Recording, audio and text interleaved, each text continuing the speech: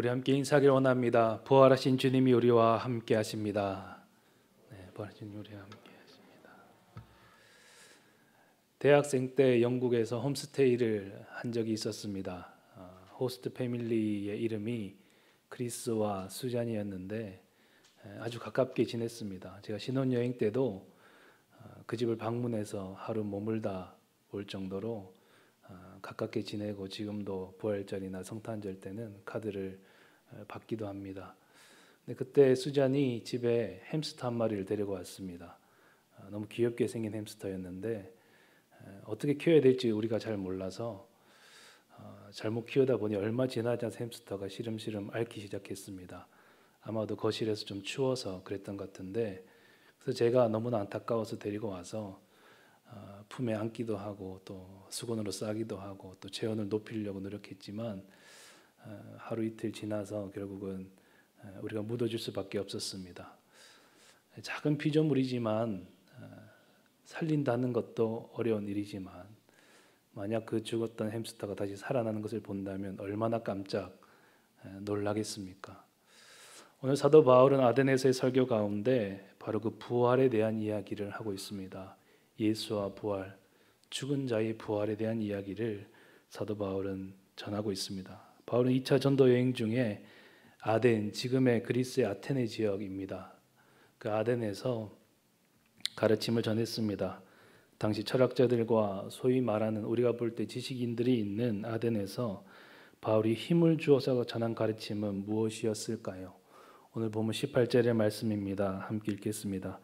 어떤 에피쿠로스와 스토아 철학자들도 바울과 쟁론할세 어떤 사람은 이르되 이 말쟁이가 무슨 말을 하고자 하느냐 하고 어떤 사람은 이르되 이방신들을 전하는 사람인가 보다 하니 이는 바울이 예수와 부활을 전하기 때문이로라. 바울이 무엇을 전했다고 합니까? 네, 예수와 부활을 전했습니다. 바울이 스스로 똑똑하다고 생각하는 또 세상을 안다고 하는 지식인들에게 전했던 것은 바로 예수와 부활이었습니다. 바울은 힘을 주어 예수와 부활을 증언했습니다. 31절 오늘 본문 말씀입니다. 후반부의 말씀을 보면 제가 읽겠습니다. 그를 죽은 자 가운데서 다시 살리신 것으로 모든 사람에게 믿을 만한 증거를 주셨음이니라 하니라.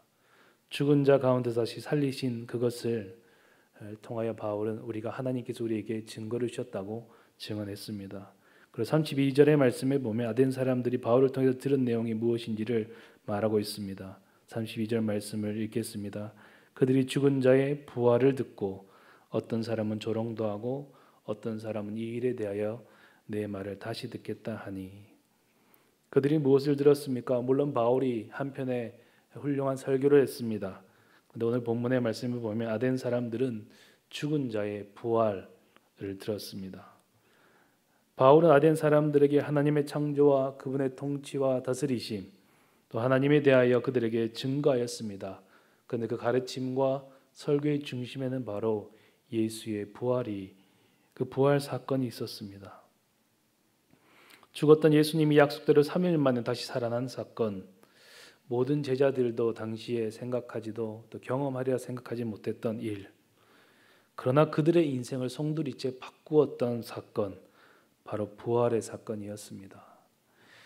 주님이 십자가에 죽으신 바 되어 무덤에 누이셨으나 주님이 다시 살아나리라고 기다린 제자들은 없었습니다. 무덤 앞에는 여인들이 있긴 했지만 그 여인들은 주님을 사랑하고 애도하며 슬퍼하는 마음으로 무덤 앞에 있었습니다. 제자들은 주님이 바다를 잠잠케 하시고 또 심지어 바다 위를 걸으시고 또 모든 약한 것과 질병들을 고치시고 또한 심지어는 죽은 나사로를 살리시는 일까지 경험하면서도 주님이 다시 살아날 것을 기대하며 기다리지는 못했습니다. 오히려 많은 제자들은 두려움 때문에 십자가 앞에 가까이 가지도 못했습니다. 성경의 십자가 죽음과 부활에 대한 약속의 말씀들이 있었지만 그것을 깨닫지는 못했습니다. 요한복음 11장에는 나사로의 부활 가운데, 나사로가 죽은 나서 살아나는 가운데 예수님께서 스스로 말씀하시기를 마르다에게 이렇게 말씀하셨고 제자들도 주위에서 들었습니다. 나는 부활이요 생명이니 나를 믿는 자는 죽어도 살겠고 무릇 살아서 나를 믿는 자는 영원히 죽지 아니하리니 이것을 내가 믿느냐. 그럼에도 제자 중 그 누구도 부활하신 주님을 기다리지 못했습니다. 그런데 주님은 약속대로 성경대로 부활하셨고 그들 앞에 나타나셨습니다. 제자들이 삶의 방향을 온전히 바꾸어 새롭게 출발하게 된 그 시작점은 바로 주님의 부활의 사건이 있었습니다. 바울의 인생도 마찬가지입니다. 오늘 아덴에서 힘을 줘 설교하는 바울 또한 스스로 고백하기를 이렇게 고백하고 있습니다. 고린도전서 15장 3절에서 9절의 말씀에 보면 내가 받은 것을 먼저 너에게 전하였노니 이는 성경대로 그리스도께서 우리 죄를 위하여 죽으시고 장사 지낸 바 되셨다가 성경대로 사흘 만에 다시 살아나사 게바에게 보이시고 후에 12 제자에게와 그 후에 500여 형제에게 일시에 보이셨나니 그 중에 지금까지 대다수는 살아있고 어떤 사람은 잠들었으며 그 후에 야고보에게 보이셨으며 그 후에 모든 사도에게와 맨 나중에 만삭되지 못하여 난 자 같은 내게도 보이셨느니라. 바울도 고백합니다. 부활하신 주님을 나도 보았다. 제자들도 사도들도 500여 제자들도 보았고 맨 나중에 나도 다메섹 도상에서 주님을 보았다. 그 다메섹으로 가는 길은 어떤 길입니까? 바울의 인생이 완전히 전환된 바로 그 장소입니다. 그가 거듭나고 회심한 곳, 바로 그 다메섹 도상에서 사도 바울은 내가 부활하신 주님을 보았다고 말하고 있는 것입니다. 그래서 그는 오늘도 아덴에서 힘있게 예수와 부활에 대하여 증언하고 있습니다. 그의 인생을 송두리째 바꾼 사건, 바로 예수와 부활의 사건.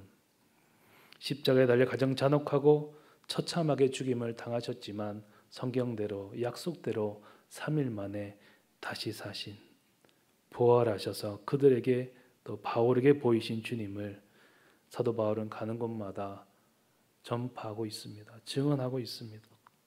그리고 오늘 아덴에서도 예수와 부활에 대하여 말하고 있습니다. 사랑하는 성도 여러분, 오늘 말씀을 바라보며 부활이 우리에게 어떤 의미인지 다시 한번 생각해 보시기 바랍니다. 우리가 주님의 제자로 살아가는 이유가 무엇입니까? 선하고 도덕적인 사람이 되기 위해서입니까? 우리는 마음의 평안과 안식을 위해서 주님을 따라가고 있습니까?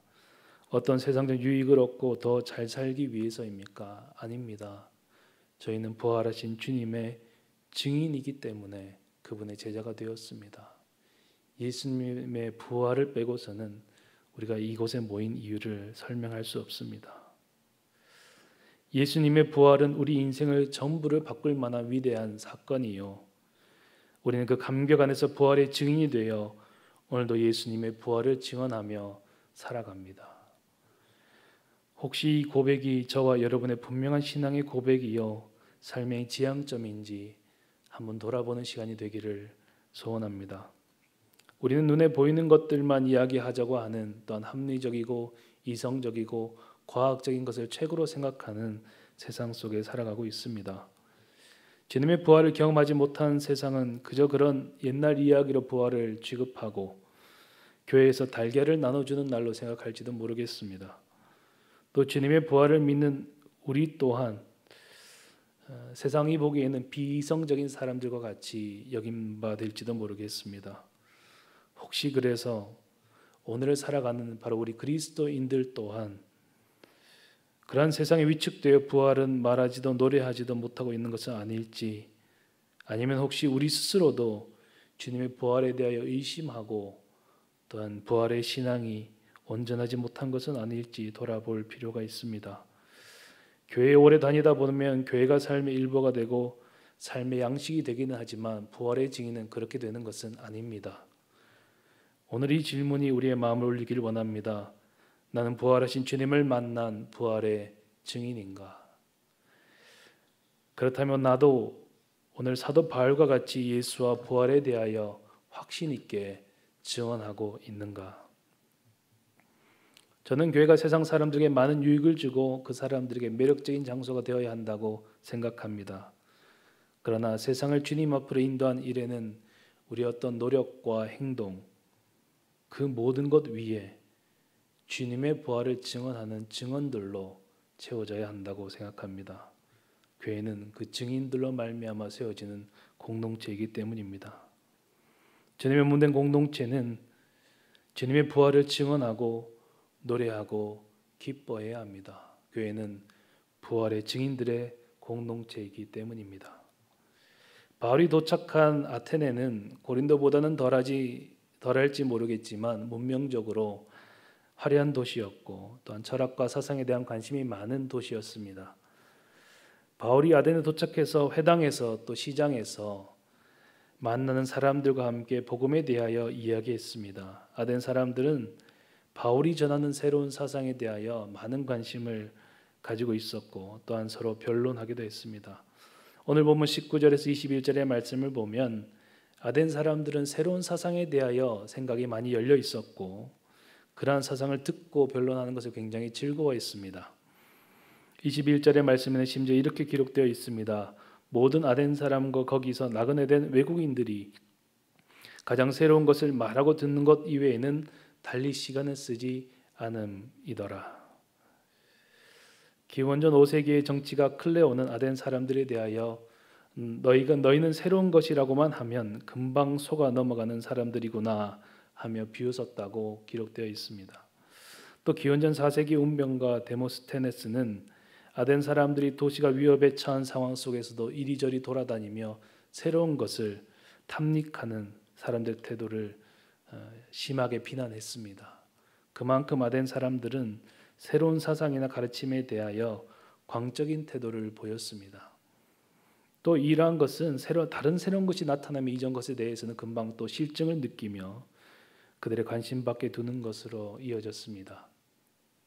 본문 18절의 말씀에 이 말쟁이가 무슨 말을 하고자 하느냐 하며 바울에게 관심을 둔 것은 그들의 새로운 사상과 가르침에 대한 광적인 그들의 태도를 보여주고 있습니다. 바울이 들을 만한 가치가 있는 존경받는 사람이어서도 아니고 그가 전하는 복음이 충분히 매력적이어서도 아니라 우선적으로 그들의 관심은 새로운 것이었기 때문에 새로운 사상이기에 흥미를 가진 것이었습니다.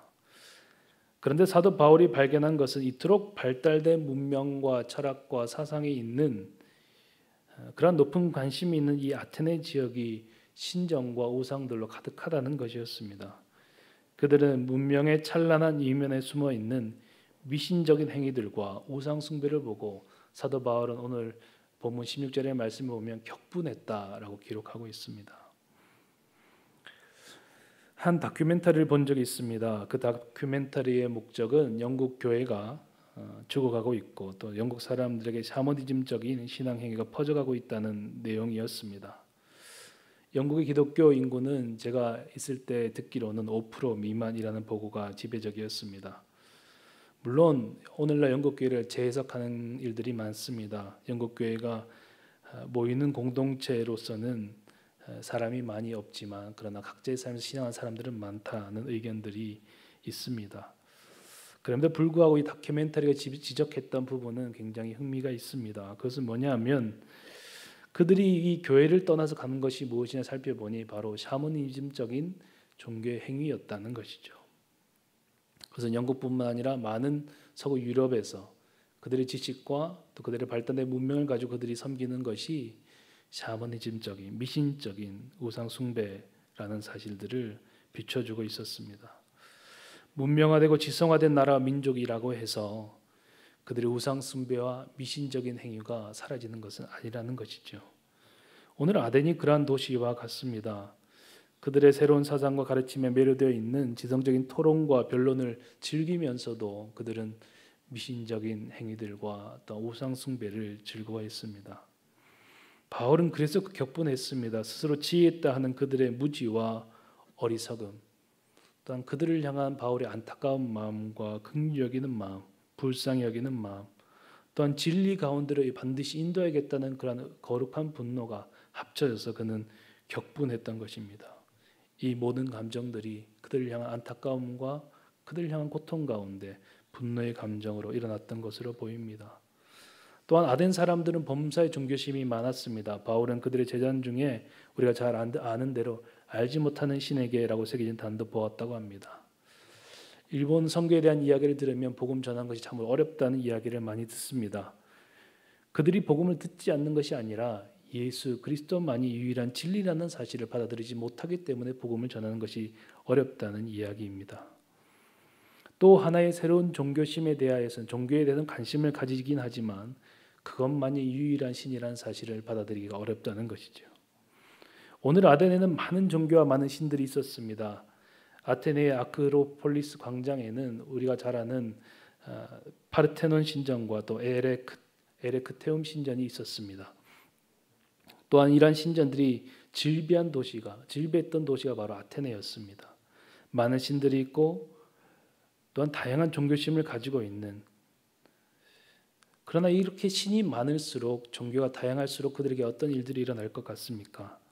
신이 많을수록 신에 대한 경외심은 낮아지게 될 것입니다.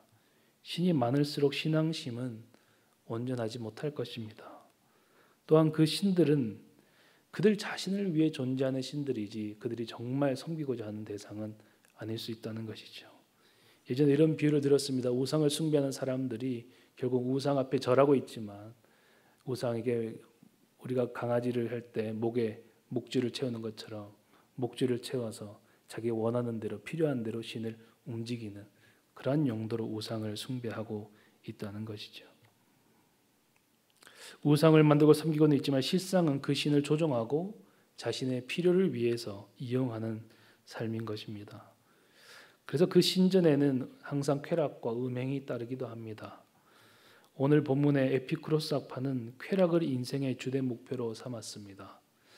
그리고 그 쾌락이 인생의 고통에서 벗어나게 해주는 유일한 통로로 보았습니다. 물론 이 쾌락이 육체적 쾌락에서 시작한 것은 아니었지만 결국은 그 이상적인 쾌락은 육체적인 쾌락으로 흘러갔습니다. 또한 그들이 생각하는 신은 세상에 대해 무관심한 신이었습니다.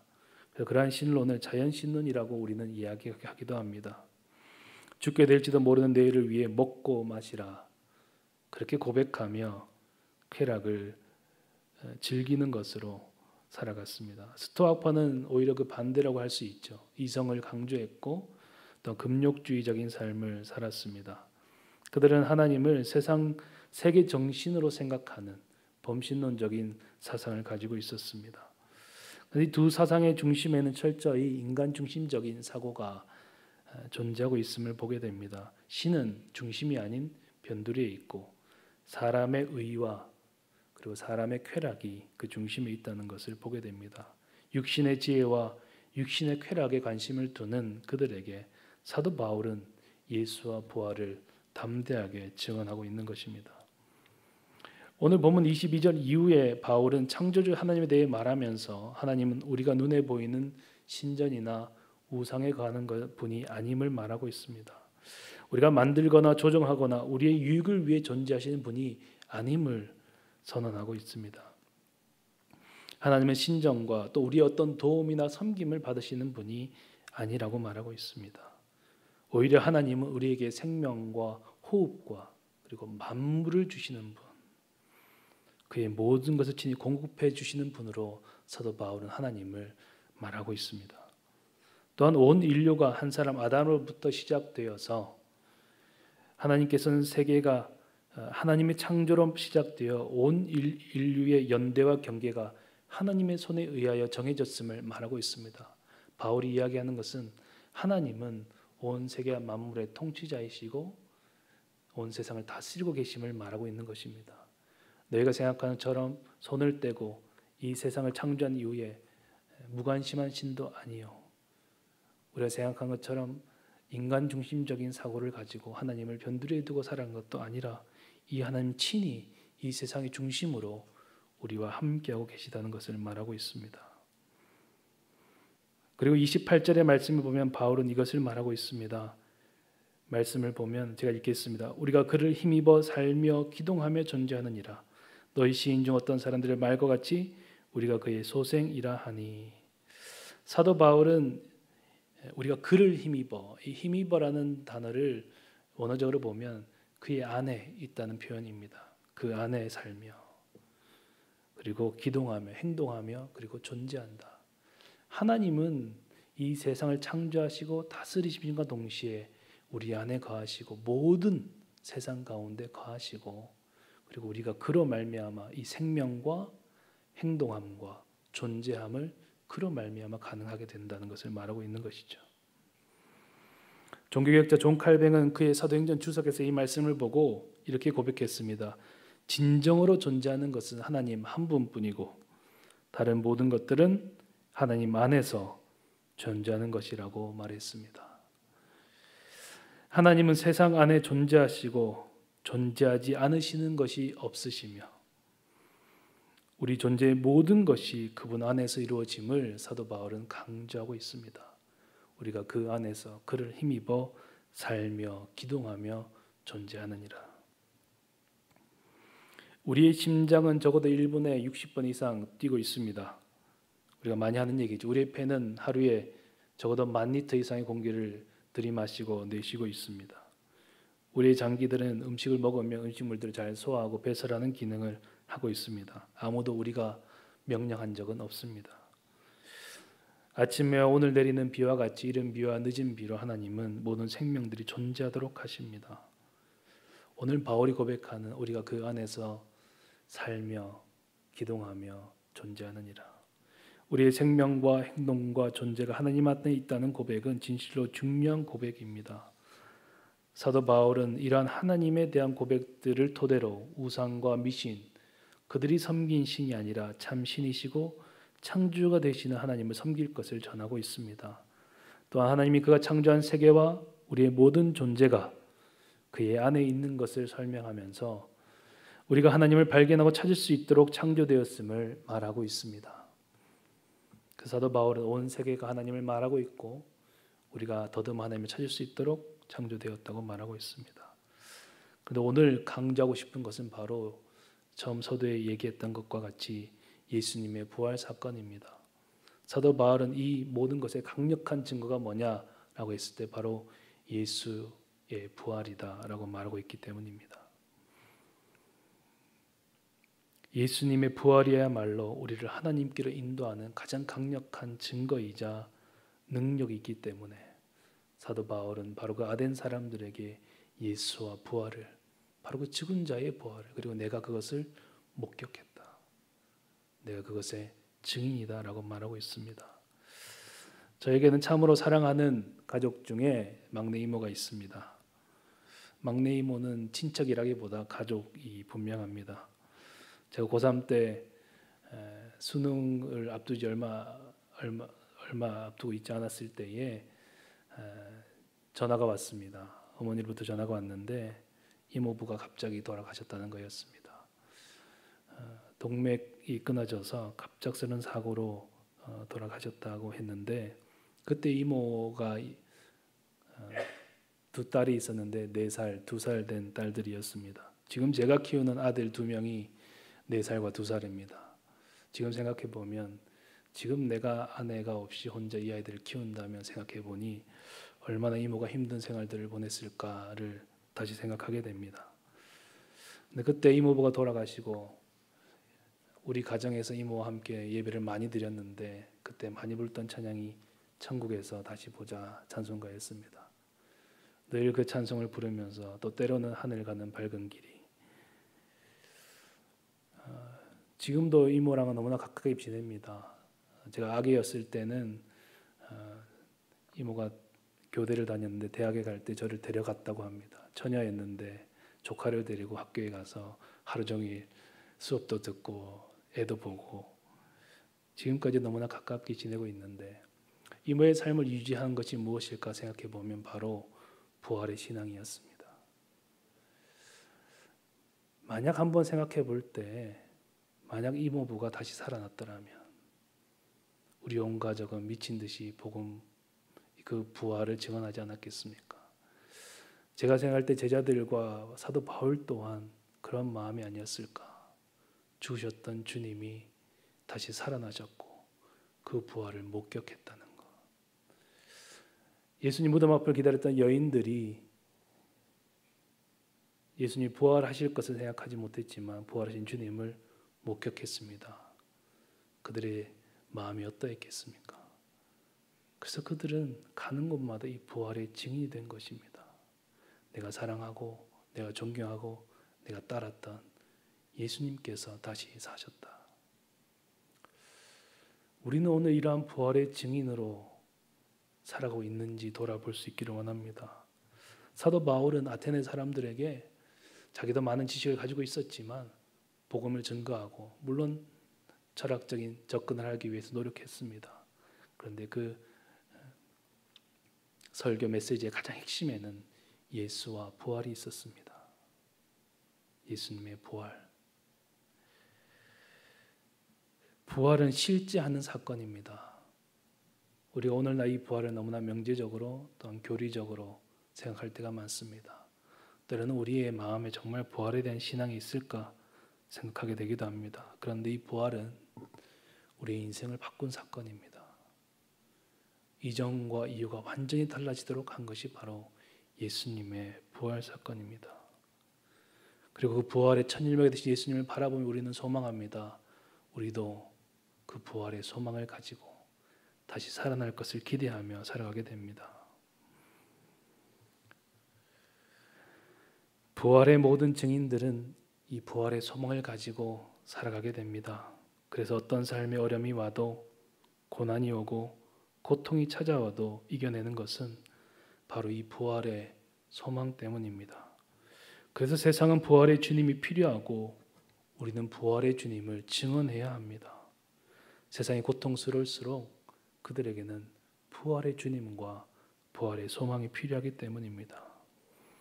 더 이상 추상적으로 또한 교리적으로 부활을 이해하며 살아가지 않기를 원합니다.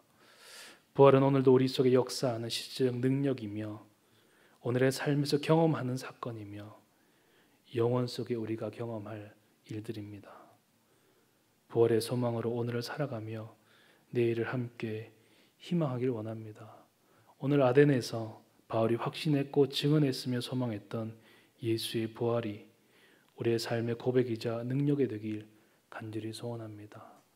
혹 식어진 우리의 마음 가운데 주께서 오늘 새 일을 이루셔서 다시 부활의 주님을 깊이 보게 하시고 또 그 안에서 우리가 새로운 소망을 가지고 일어나는 그런 시작점이 되는 하루가 될 수 있기를 간절히 소원합니다. 함께 기도하겠습니다.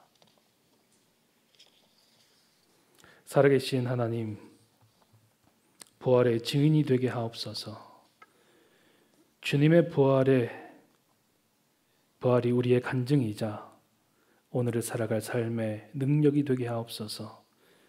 주님의 부활 소식이 너무나도 필요한 세상의 유일한 소망이 되신 예수 그리스도를 증거하게 하옵소서.